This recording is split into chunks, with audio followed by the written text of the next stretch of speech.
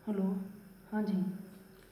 पिछले वीडियो में आप लोगों ने देखा था कि बैंक क्या है, उसके फंक्शन क्या है, आखिर उसकी नीड क्यों पड़ी, राइट। उसके बाद हमने बताया था टाइप्स ऑफ बैंक अकाउंट, जिसमें से हमने 4 बताया था: current account, saving account and recurring deposit account and fixed account, जिसको शॉर्ट में का, शा, राफा भी बोलते हैं। और हमने ये भी बताया था कि यहाँ पे हम रिकरिंग डिपॉजिट अकाउंट को ही पढ़ेंगे।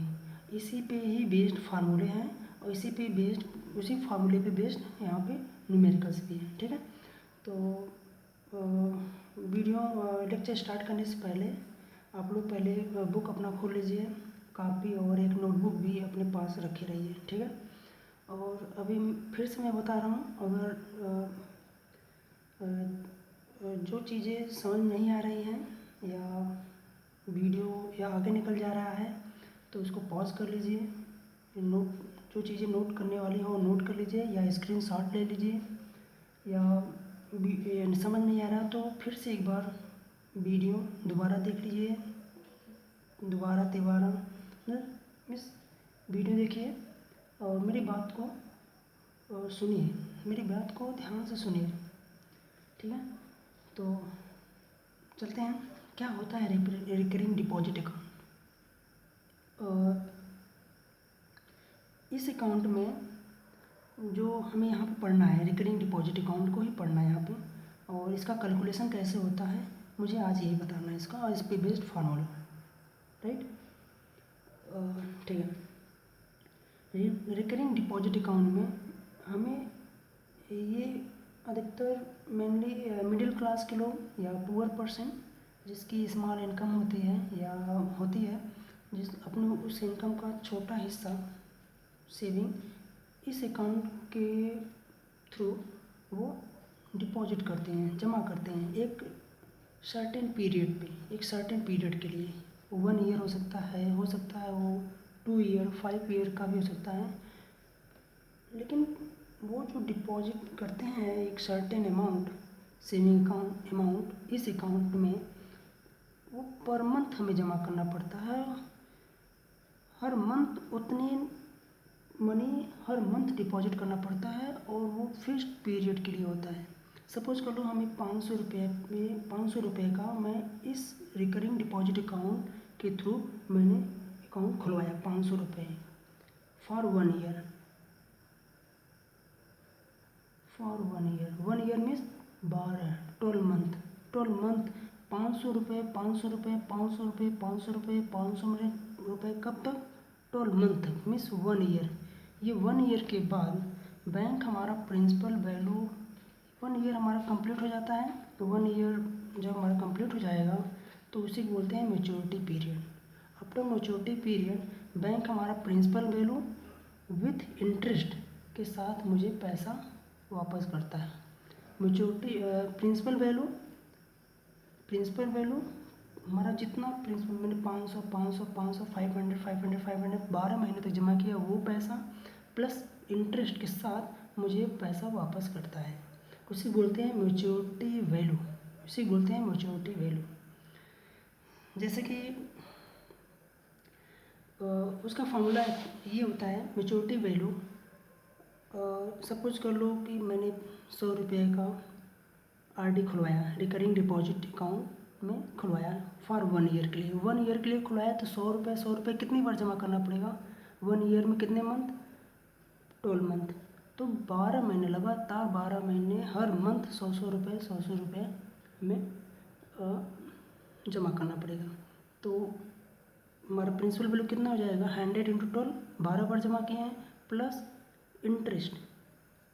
तो इसका फॉर्मूला हो जाएगा maturity value equal to principal value, total हमारी प्रिंसिपल वैल्यू प्लस इंटरेस्ट। वो इंटरेस्ट जो बैंक ने हमारे पैसे को रखा 1 साल के लिए, 2 साल के लिए, 4 साल के लिए, 5 साल के लिए, उस पर जितना इंटरेस्ट बनता है उसको ऐड करके हमें वापस लौटाता है, देता है।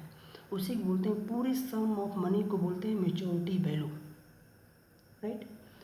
अब बात आ रही है कि इंटरेस्ट कैसे कैलकुलेट किया जाएगा। Interest equal to P into n into n+1/2 into 12 into r/100। Here P is principal value. Suppose मैंने 100 रुपये का अकाउंट खुलवाया तो मेरा प्रिंसिपल हो जाएगा 100। n हो जाएगा टोटल नंबर ऑफ मंथ। अगर 3 ईयर के लिए मैं करवा रहा हूँ, 3 ईयर में कितने मंथ हो जाएंगे? 36। अगर 2 ईयर के लिए मैं अकाउंट खुलवा रहा हूँ तो ये 24 मंथ, n हो जाएगा 24। और जो सर्टेन रेट होगा बैंक का, बोलेगा 8% या 4%, तो यहाँ पे 4% हो जाएगा। इसको कैलकुलेट कर लिया जाएगा तो वो मेरा इंटरेस्ट हो जाएगा। वही इंटरेस्ट यहाँ पे है। राइट, हमारा ये सिंपल फार्मूला। तो कभी कभी जैसे न्यूमेरिकल लगाते समय हो सकता है P दिया हो, N दिया हो, I दिया हो, तो मेच्योरिटी वैल्यू पूछ देगा। हो सकता है कि प्रिंसिपल और नंबर ऑफ मंथ दिया हो और मेच्योरिटी वैल्यू दिया, इंटरेस्ट पूछ देगा। हो सकता है यहाँ पे रेट दिया हो, N दिया हो, P दिया, इंटरेस्ट पूछेगा। 1 2 3 4, यहाँ पे कितने वेरिएबल? 4 वेरिएबल। 4 में से कितनी वैल्यू में नोन होनी चाहिए? 3। तो चौथा अपने आप मिल जाएगा, चाहे जो पूछे, चाहे P पूछे, चाहे N पूछे, चाहे R पूछे, चाहे I पूछे। इसी तरह से यहाँ पे कितने वेरिएबल हैं? 1 2 3 4, 4 यहाँ पे वेरिएबल्स हैं। हो सकता है हमें यहाँ पे कोई 3 दिया हो सकता है मेच्योरिटी वैल्यू P दिया हो, I दिया हो, तो पूछ देगा नंबर ऑफ मंथ्स, तो N मिल जाएगा यहाँ से। तो इस फॉर्मूले को ऐसे भी लिख सकते हैं, ये टोटल कितना है मेरा प्रिंसिपल वैल्यू, जितने नंबर ऑफ मंथ, हर मंथ में principal value, same principal value bank में डिपॉजिट करना पड़ता है, तो ये नंबर ऑफ मंथ से मल्टीप्लाई हो जाएगा, टोटल प्रिंसिपल हो जाता है प्लस इंटरेस्ट। इंटरेस्ट का फार्मूला यही है जो यहाँ पे हम लिख सकते हैं। डायरेक्ट ये फार्मूला बन सकता है, maturity value equal to principal, total principal plus P into n+1/2 into 12 into r/100। Right. तो अब बात आ रही है, ये मेरा फार्मूला है, सिंपल सा फार्मूला है। अब बात आ रही है कि यहाँ पे जो इंटरेस्ट कैलकुलेट कर रहे हैं, n/n+1/2 इंटू 12, ये क्या है? ये तो ठीक है, जो कैलकुलेशन होता है यहाँ पे रिकरिंग डिपॉजिट में, जो इंटरेस्ट हम कैलकुलेट करते हैं वो बेस्ड ऑन SI होता है, सिंपल इंटरेस्ट, जो कि सिंपल इंटरेस्ट पढ़ा होगा। सिंपल इंटरेस्ट का फॉर्मूला होता है SI इक्वल टू PRT/100। यहाँ तो P हो गया, R/100 भी हो जा रहा है, टाइम T। यहाँ पे टाइम के स्थान पे क्या है? n into n+1/2 into 12। ये कैसे आया? इसके लिए हम एक छोटा सा एग्जांपल से समझते हैं। राइट, जैसे कि